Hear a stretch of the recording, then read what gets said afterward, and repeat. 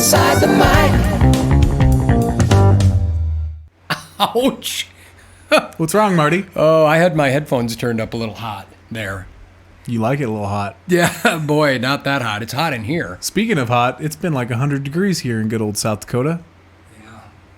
Good old Hot Springs. Was it 100 today? It was, on my Jeep, it said 101. It rained for a little bit. Just a little bit. Yeah. It was really cool. We were in the studio this morning giving music lessons, and it just started pouring outside, and both Marty and I were like, hopefully it goes longer than... And it didn't. It didn't, and I had to run out because I remembered that I left my windows down about 4 inches on each side on my car. He was so nice. He went out and rolled his windows up and then came back in, then asked me if mine were up. Yeah, I wanted to make sure mine got up first. He was worried about his first. I was pretty sure you were studious enough to have taken care of it because you didn't actually have a lesson. Did you at that time? No, you were just sitting in there picking your nose or something. Well, yes. At 11 o'clock, I have designated times to pick certain... Oh, never mind. Yeah, don't go there. Welcome to mini episode 2. Yeah. We are going to have some fun with this one today. A lot of cool, I'm going to use Marty's word, synchronicities happened this week, and we're going to roll into them. So let's begin with a little bit of On This Day in Music. A connecting principle... Linked to the invisible. You know that song? Nope. Synchronicity. Police. There we go. Sweet. I won't sing anymore, but you should have known that. I hope you sing later. I'm trying to get you up to speed on your police materials. Yeah. Yeah. There. Yeah. Work on it. Speaking of Sting, real quick, I just checked out the NPR Tiny Desk or whatever. Oh, you sent that to me. The Shaggy and Sting. That's great with a lot of their reggae stuff. That's cool. I still haven't. I got to check the whole thing out. I heard the first one. I'm an Englishman, and then I'm a Jamaican in New York. Oh, it was cool. Wasn't that cool? Yeah. Very cool. Okay, so on this day in music, this day being July 27th. This first one's pretty funny. July 27th. 1958, fans of rock and roll music were warned that tuning into music on the car radio could cost you more money. Researchers from the Esso Gas Company said the rhythm of rock and roll could cause the driver to be foot heavy on the pedal, making them waste fuel. You made that up. I did not. It's the first one on this. I'm literally on thisdayinmusic.com on this day, July 27th. If you're heavy-footed and listen to rock and roll, you can be wasting that gas, Marty. This day, July 27th, what year? 1958. In 1958. And what was the agency that said this? It's the Esso Gas Company. Said the rhythm of rock and roll could cause the driver to be foot heavy on the pedal, making them waste fuel. And the gas company said that. Mm-hmm. Well, you think they would make want them to, happy, yeah. Today's gas companies would be all over that. Yeah. Yeah. That is absurd. Right. Sorry to say, but that's kind of like the other comparisons back in the day where it's like it's going to make you evil too, and you're gonna like Elvis was bad. He was like sent from the devil himself. That's what a lot of people thought, and their kids should not listen to Elvis. Oh, I'm Elvis. I'm bare to the bone. I'm gonna shake them hips. Make the girls crazy. He's a good looking man. Yeah. July 27th, 1974, John Denver started a 2-week run at number 1 on the U.S. singles chart with Annie's Song, the singer's second U.S. number 1. The song was a tribute to his wife and was written in 10 minutes while he was on a ski lift. Wow. That would be nice. I'm just out leisurely on a recreational slope. Yeah. And let me go ahead and just ride a Moneymaker in 10 minutes. Why don't you do that next time? I wish I could. Out there. You fill up my senses. I didn't get a breath. That was kind of bad. But do you know that song? Annie's song? I'm going to say that I don't, actually. Like a dead in the water, like a blah, blah, I'm blah, sure blah, I've heard blah, it. Yeah. blah, blah, blah, blah, blah, blah. Yeah. That's the lyrics I know blah, for blah, that blah. song. See, that's how I recognize it. The blah, blah, blah. That's how come you wrote it in 10 minutes. That was that part. No, I'm sorry. I love that. I love John. All due respect, John Denver. Very cool. July 27th, 1974... Wings, the band Wings, started a 7-week run at number 1 on the UK album chart with Band on the Run. Oh, yeah. Although sales were modest initially, its commercial performance was aided by 2 hit singles, Jet and Band on the Run, such that it became the top-selling studio album of 1974 in the UK and Australia. In addition to revitalizing McCartney's critical standing, it remains McCartney's most successful album and the most celebrated of his post-Beatles work. Really? Yeah. I love Band on the Run. I'm not making this up. I absolutely do. I wanted to see, I was going to check here really quick. I know this is a mini episode, but okay, you know what was on the B-side? What's that? 1985. No, that can't be right. Band on the Run song, and then it says B-side. You go ahead, you do your next one, and I'm going to see if it's on the other Wikipedia, because it says 1985, but then it has a different name behind that, like it's not Paul McCartney or something. No, Paul. So. Okay. July 27th, 1976, Tina Turner filed for divorce from her husband, Ike. Way to go. You go, Tina. You go, Tina. Ending their violent 16-year marriage and successful musical partnership. Well, I wouldn't call it successful. It would beat the crap out of her. No, well, that part wasn't very successful, especially for Tina. Right. But they obviously had a lot of success musically, which, isn't that something, you hear about that a lot. Yep. Conflicts, tension created through creativity and expression. No, you don't have tension in marriage. That's not a thing. That's another subject for another mini episode. We won't go there right now. But Your okay. boy Springsteen. My July boy. 27th, 1976. Bruce Springsteen also got himself in a little bit of a hizzy. He sued his manager, Mike Appel, for fraud and breach of trust. The case dragged on for over a year, halting Springsteen's career. Dang. An out-of-court settlement was reached the following year. Okay. I lost a little bit of the impact from that, because I was thinking about, what's a hizzy? You said he got in a little bit of a hizzy? It's kind of like a tizzy, but when you can't remember the word, you get close to it. So it's not an actual thing. President hizzy. George Bush did it all the time, Junior. And then it becomes a word. Right. And through OTM, that will now be a word, the hizzy. You can have a hissy fit. I've heard of that, but I never heard of a hizzy. Do you know, because of President Bush Jr., that I, for several years, instead of saying nuclear, I said nuclear? Because of him. That's lovely, Jarrett. I was just a small kid. I was a sponge. Heard him talk. You and Nuclear. words goes all the way back to GW. That's when I GW1. first started learning 2. words. Yes, I was in middle school. He did. I remember reading that. We're actually... You missed that. That's Learning when I words. first started learning words in middle school. Oh, I'm sorry. I didn't... You weren't even surprised. I'm a little hurt Well, now. I'm thinking that's when you do learn words, but I forget what's... you're right. The early is... What's middle school? When does middle school start? 6th, How am I- 7th, 8th. You're like 10, 11, 12. Well, 13 maybe. you're a slow learner. It didn't surprise me. And there it is. Sorry. I set you up for that, and you didn't even... Yeah, that's why I didn't grab that one at all. Thank you. I'm sorry. July I'll 27th, pay more 1985, Paul Young went to number 1 on the U.S. single chart with his version of the Daryl Hall song, Every Time You Go Away. He knew it. You take a piece of me. I love that. Love that song. Absolutely. And then B-side was called 1985, Ooh. which I might have to find a little piece of that, but we might not have time. So Dang. Okay, what's 2 your more. next thing, yeah. July 27th, 1996, the Spice Girls scored their first number 1 UK single with Wannabe. 7 weeks at number 1, the song won Best British Written Single at the 1997 Ivor Novello Awards and Best Single at the 1997 Brit Awards. The girl power song became the best-selling single by a female group, selling over 6 million copies worldwide. You go, girls. This was the Who's? No, not the Who's. The what girls? This was That's a girl tribute band to the Who. This was the Spice Girls. The Spice Girls. I'm sorry. I'm really trying to focus here. The Who'sy Waddy? Spice Girls. Were you big into the Spice Girls, Jared? No. I think you probably were. No. You can admit it. It's okay. You're here on OTM. You're among friends. Just You in can the tell us. shower. Okay. All right. Thank you. July 27th, 2001, Leon Wilkeson, here, you'll like this. Leon Wilkeson, I hope I'm saying his name right, bass player for Lynyrd Skynyrd, was found dead in a hotel room in Florida, aged 49. Skynyrd scored the 1974 U.S. number 8 single Sweet Home Alabama and the 1982 UK number 21 single Freebird, member of the Rosington Collins Band.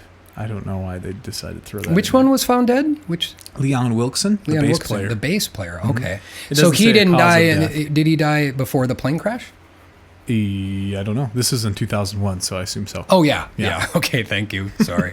Still, boy, you're catching me not paying attention a bunch here. aren't you? Yeah, it's So you want a little quick taste of 1985? Just a really quick, tiny one? That's the B-side of Band on the Run? That is. Hit me. We're going to just listen to that just for a second. Oh, I bet it'll be a commercial.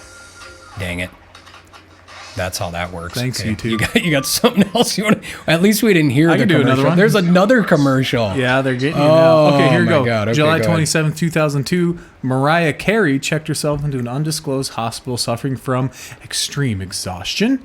The singer canceled all public appearances, including her headlining appearance at MTV's 20th birthday party. Her record company denied tabloid reports that Carey tried to commit suicide, saying she did have cuts on her body, but the injuries were unintentional after breaking some dishes and glasses. I tried to say that all in one breath.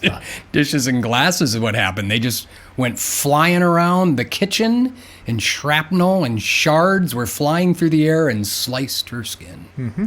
That's a likely story. She was having a mazel tov. Yeah. And things got a little out of hand. Okay. You didn't know she was Jewish? I didn't even know what a mazel tov is for sure. That's supposed to be a... What's it called? There's not mazel tov. I don't know. What's the celebration called? Well, Hanukkah? No. Which one are you talking? Yom Kippur? I'm not Jewish really? either. You know all this? Well, I don't know mazel tov though. I know there was a song from the Fiddler on the Roof, mazel tov.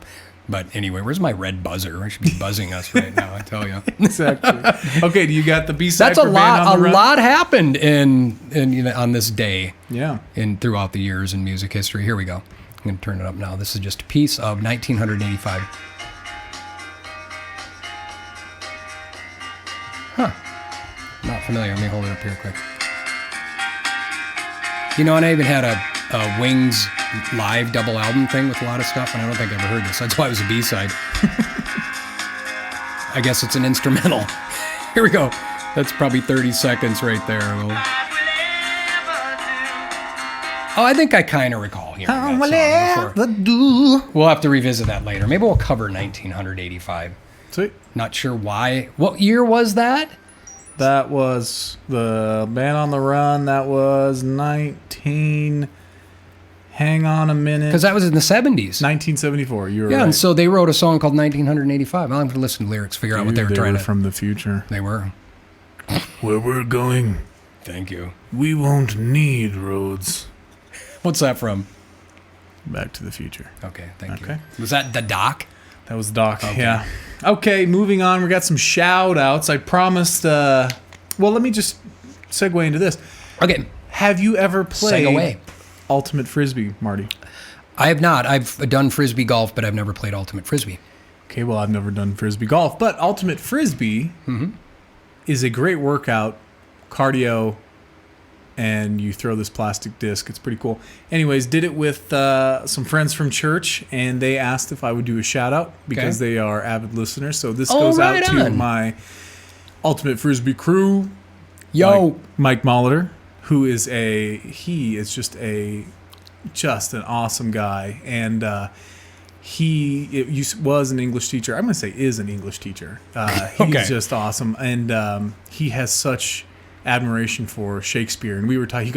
He made the comment. He goes, "Well, I don't know a lot about music, but if the English language, I can tell you anything. I'm such a huge Shakespeare fan." And I just said, "Well," and he told me that Shakespeare is credited for a lot of the English words for developing English words. That's what he said. Why are you? This is hard for me to articulate words. I got you. And I'm trying to give an English lesson here. So Shakespeare, actually penned new words. New words. That's what I was trying to say. Yes. Gotcha. And I didn't know that. And he goes, "Well, I don't know a lot about music." And I said, "Well, without Shakespeare, some music might not have been created." So perhaps. Thank you, Mike. Or and thank communicated. you, Shakespeare. Thank you very much, Mike. Whenever I watch a movie that is based on something Shakespearean, it's fascinating to me to think, and that's always kind of my question. It's like, well, people were really, really talking like that because it's incredible to hear the way, and you almost. You can almost grasp it enough to kind of speak that way afterwards, but not quite. And it makes me think we're just not as smart anymore. I was just about to say, it really shows how just over the years we've dumbed down. Yeah. Now we just say things like LOL and JK. Yeah. Soon, in 20 years, we'll just be like, we'll just make little sounds and we'll tick. Will we now? Yeah. Okay. Because it's shorter. Beep, beep, beep. And when you write, well, you Right. won't even be writing then. You'll just look at a device and it'll write your essay for you. Wow. Yeah. The Future by Jarrett. You heard it first here on Weimer. OTM, Here it is. Outsiders. That is cool. Yes. That is cool. I think a lot of that was just highbrow stuff, and not everybody talked that way anyway, but, you know. They were like, we're going to play a trick on all the future folks. Yeah. To think we talk like that. That's how we talked. There we go. All right, next shout out I want to give to we got another shout my out. buddy and neighbor Will Roberts. Oh, right on. I know Will. Yeah. Yeah. From working on the railroad. Yeah, Yeah. absolutely. He is Plays guitar, too. He's a cool guy. Yeah, we have yet to jam. We're neighbors now, and we have Oh. yet to jam, but we are, maybe after this COVID thing, we'll get together. Right on. He's a pretty cool guy. I mean, he's everything I wish I could be. He does archery. He's got an awesome family. He's got a little boy. He's super cute. I see him playing in the yard all the time. But what you may not know about Will is he is an avid runner. And I'm just checking out I didn't know that, and I love running. Well, so listen to that's this. I'm awesome. just checking out his Facebook right now. And he ran 10 and a half miles in an hour and 24 minutes. Wow. From Hill City, it looks like, to Keystone here in South Dakota. And let me tell you what, that is a... way to go, Will. That's a pretty hilly, mountainy run, even. It's not all flat plain. Yeah, I'd say. And did he do that on one of these hot days like that? That's crazy. I don't know. But he is also an outsider. Right on. And he hooked us up. So talk about synchronicities. We did last episode we did on Randy Rhoads. Can I say one thing really quickly? Sure. I think you should give yourself a little more credit, though. For what? He's everything I want to be, Jarrett. You're so much and more. Okay. So go ahead. I cannot even hold a bow and arrow. And if I run a block, I'm winded. Yeah, but you're a really, really good guitar player. Well, There you go. That got give me you some so credit. far. That got me my wife. Beautiful wife. But Yeah, now beautiful home. it doesn't really paying the bills, is all I'm going to say. Okay, well, to each his own. Let's go. Okay, let's go. right. Let's hit it. So Will hooked us up. Like I said, he listened to last week's episode and he messaged me and he goes, I've got something for you. Right on. And he is a big Sabbath fan. Right Black on. Sabbath. And so Will, shared with us, I guess there's this cool thing going on right now. So are you familiar with Zakk Wylde? I know who Zakk Wylde is. I'm Played not for super Ozzy familiar Osbourne? with him, though. Yeah. Okay. He has since started a tribute band to Black Sabbath called Zack Sabbath. Cool. And Nice little play on words there. I like that. Right. I'm just going to read their little bio. Zack Sabbath is the Black Sabbath cover band featuring guitarist vocalist Zakk Wylde from Black Label Society, Ozzy Osbourne. Also with bassist Blasco, who is also the bassist for Ozzy Osbourne and Rob Zombie, and the drummer Joey Castillo. Hopefully I'm saying that right. From the band's... Probably Castillo, maybe. Castillo. I don't know, There but- is a double L. I agree Okay. with that. Yeah. From the bands Danzig and Queens of the Stone Age. Legendarily recorded, so what they did, this Zack Sabbath, not to be mistaken for Black Sabbath. Zack Sabbath is a tribute band. I won't mistake them. Okay, I've tried to explain this twice now, once to my wife. She didn't get it. Yeah. Zack Sabbath, the cover band, the tribute band with Zakk Wylde. Am I making sense so far? Yeah, he has a cover band, and he used to play with Osby. He played with See, it's hard. Ozzy. He used to play guitar for Ozzy. Now, obviously, Ozzy isn't in this cover band. This is his thing. Ozzy's not Yeah. in the... Yes, exactly. So this is Zakk Wylde, Zack Sabbath. Got it. Okay. And they are putting out a tribute album to Black Sabbath's self-titled album, Black Sabbath. Which Black Sabbath had a self-titled album called Black That's what I'm Sabbath, saying. right? That's what they're Got it. doing. Exactly. Okay. You're tracking. So that Okay. legendary... the legend goes it was recorded in a single day in October in 1969. Black Sabbath's self-titled debut album was released on Friday the 13th in 1970. How fitting. And the world was never the same again. 50 years later, Zack Sabbath delivers a reverently rendered tribute, Vertigo, was faithfully recorded in the spirit of the original, live in the studio and with the film crew documenting the process. The session culminated in a new version of a landmark album that celebrates the greatest heavy metal band of all time and the record that started it all. Okay, so was Vertigo a song off that album, or It was. was the I'm first? looking at the track list. No, it wasn't. I don't know where they got that from. That's a good question. That's a good question. That's the only thing you've kind of lost me just a tiny bit with the Vertigo. I'm going to thing. lose I you a don't lot, know. I'm sure, over the years, Marty. But It's gonna happen again. so Will reaches out to me, says, "I got something for you." Oh, And he's a big Sabbath fan, and he has shared with us. He has pre-ordered this album, the Vertigo cool. album, Zack Sabbath. Cool. 1 out of 500 people in the world. Wow, how did he get got that the- special? He signed up. He got in there. Okay. I don't know. Will's Cool. got his ways, I'm sure. Yeah. 1 in 500. He got the pre-release, and he has shared it with us today. So we are going to listen to a little right bit on. of Zack Sabbath covering some of Black Sabbath's. Man, this is hard to do. I'm telling you what. Like Sabbath's. Anyways, we're gonna listen to the Sabbaths. Wizard. That's Sabbath. probably. Would you quit? I had to try to say it myself, like Sabbaths. It's a lot of syllables and consonants going on here. Thank you, Jarrett. Thank you. No, We're gonna listen to the Wizard. That was one of the hits off of that self-titled album. I remember that title, Okay. and I was more familiar because 70 I was only 7, and then later on, when I was approaching high school years and junior high, I was into Sabbath, but I would probably recognize it. So what a treat! Thank you. Yeah, no problem. So this is Thank you, Will. not heard by many. Will has shared. Will Roberts, my neighbor, good friend. Okay. He shared it with us. I think it said something like. Oh my gosh, sorry. It said something like, yeah.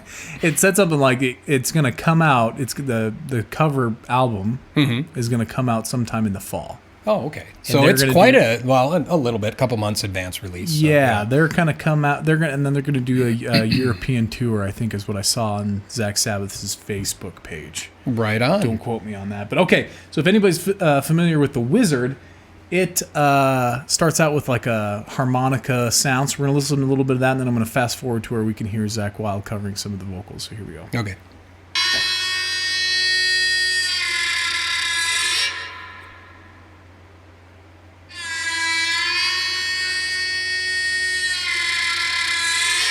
Kind of sounds like your Squatch call.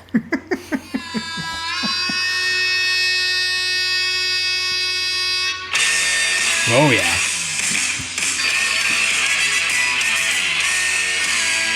That sounds like Sabbath.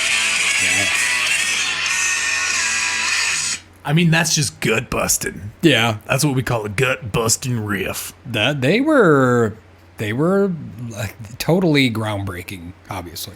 Absolutely. Black Sabbath. Yeah, it was like that big heavy bass, mega chords. I mean, that was 70. That was pretty early. And like the doubled vocal, like the Yeah, classic yeah. Ozzy double vocals. Okay, so here's a Yeah. little bit of, let's see if I can get it lined up here, but a little bit of Zakk singing on this song. Okay.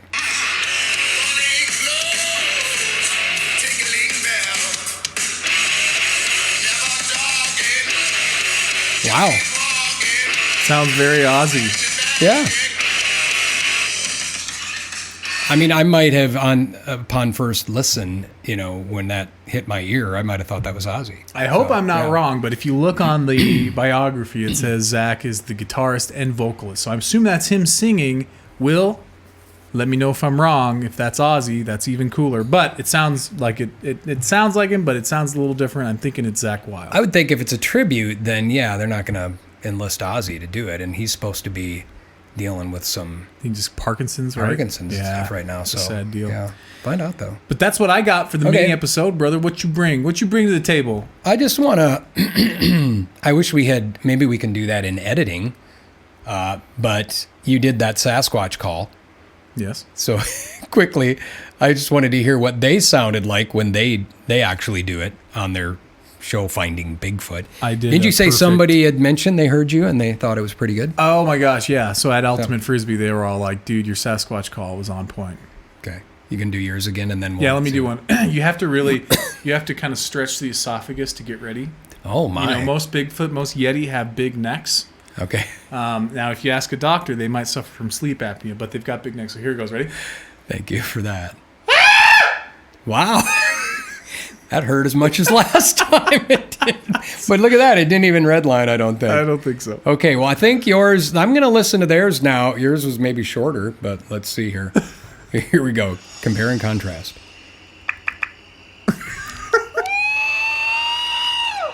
Wow. Yeah, see? Yeah, you're pretty close then. Now, if I would have been in the woods, I would have carried it, but I didn't want to do a mating call in the middle of Hot Springs, South Dakota. Well, it's the last thing we need is Bigfoot busting in here while I'm just recording saying. an episode of Outside the Mic. That wouldn't be too fun. But see, Yeah. I know my Yeti call. I know my Bigfoot. Yeah, you were closer than I thought. Where did you get that from? You got it from the show Finding Bigfoot? That's actually a clip from Finding Bigfoot. One of the boys. I like one of the boys who's an expert at calling squatches in. Mike said the big guy off of that, he always cooks bacon when he goes when they're camping out in the woods to find the Bigfoot, and he said he cooks like 3 pounds of bacon, 2 pounds for him. Looks like it, yeah. And 2 pounds for him, and he leaves a little for the old Bigfoot. Well, if the call isn't going to bring him in, then bacon will for bring sure. me in. Yeah, that'd work. I'd come stepping sideways like I'd be coming Bigfoot for the bacon, and then the call would scare the crap out of me and run the other direction probably. Yeah, maybe we're making these calls and Bigfoot's like, oh, and he just runs away. Is that still on Animal Planet?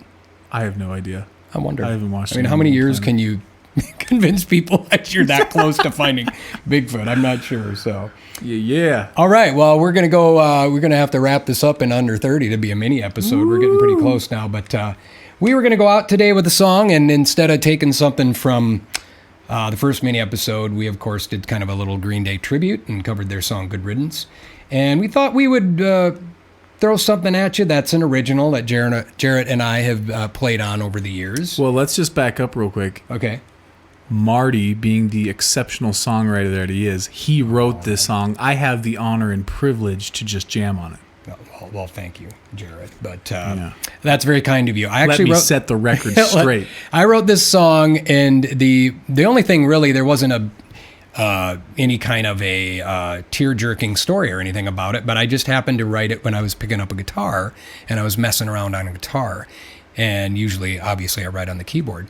And I came up with this little riff, wrote the song, and it was kind of like a blues song about, it's called Skin and Bones. Mm-hmm. So it's just sort of about if somebody's kind of, it could be anything, a person, politics, whatever is kind of bugging you. And it was an expression of that. But I was fortunate, and there was a gal that I met through my friend David Lee Brown, and her name is Melanie Anderson. And I think it's interesting because I forgot about it, and you reminded me, actually. She covered it on her CD. If you ever, she's got a great voice, and that's a little bit of a shout out, I guess, to Melanie for covering my song, too. She had an album called Change is Coming, and it was released in, I can't remember. I'm looking on here. I think it was like 2009, possibly. Does it say it on there where you were looking it up earlier? 2009, yeah. 2009. So, wow, 11 years ago. But she covered it, did a great job, sang it like crazy. She just sang the heck out of it. It's really good. She did it justice for sure. Oh, yeah, let's talk about that for a second. So we were trying to promote our last episode of the Randy Rhoads and UFOs. Yeah. And in our description, we had the phrase, "What the hell?" What the hell? And we've gotten flagged so many times for that. So crazy, isn't it? Kids don't say what the hell. Yeah. It's, I guess, since we're considered a clean podcast, suddenly we weren't clean by doing that. So we'll try to cut back on that. So we're going to try this one a little different. Last time when we did a live one, we had a couple lines that were direct. We're just going to do live into the mics. Yeah. Oh, you know what we forgot to do? We're going for it. What? We forgot to turn them fans off. Oh, we forgot to turn. If you hear some fans, it's because it's 100 degrees out. Forgive us. Yeah, this is the intimacy of Outside the Mic. You're right here where we're trying to stay cool. So, ooh, sweet. I'm just getting them ready, baby. Oh, nice.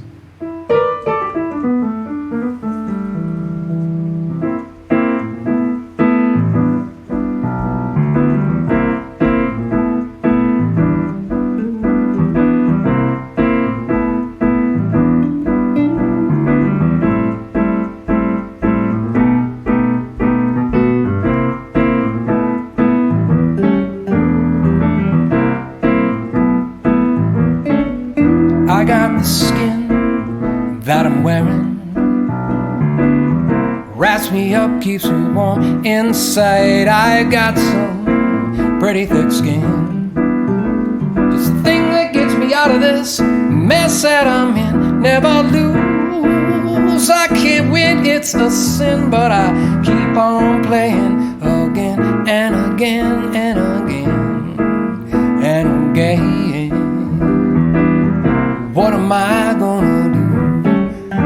I got these nerves under my skin, running circles inside my brain. I got nerves like a maze, like a map, from the tip of my shoe to the top of my ball cap. You got some nerve to treat me like that. I can feel it all the way up and down my road map. You got some nerve to treat me like that. What am I gonna do? What am I supposed to do? What am I gonna do? What am I gonna do?